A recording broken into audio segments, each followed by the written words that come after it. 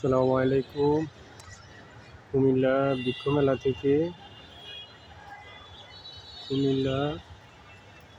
বৃক্ষ মেলাতে হাজার হাজার ফুল এবং ফলের সমাহার।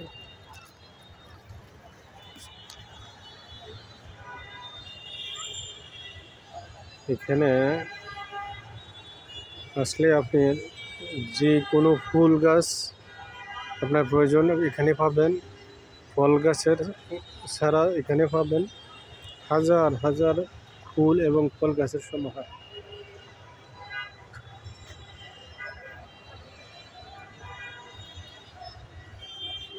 সাদা বাগান বিলাস।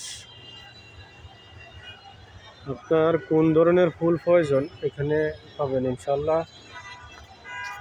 অবশ্যই লাইভটা যারা দেখছেন শেয়ার করে দিবেন।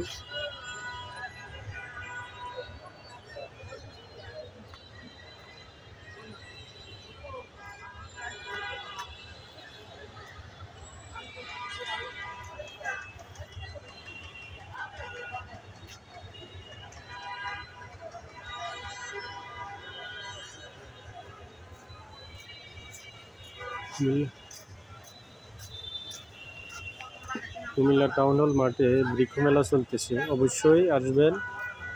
যাদের ফুল এবং ফল গাছের প্রয়োজন অবশ্যই আসবেন।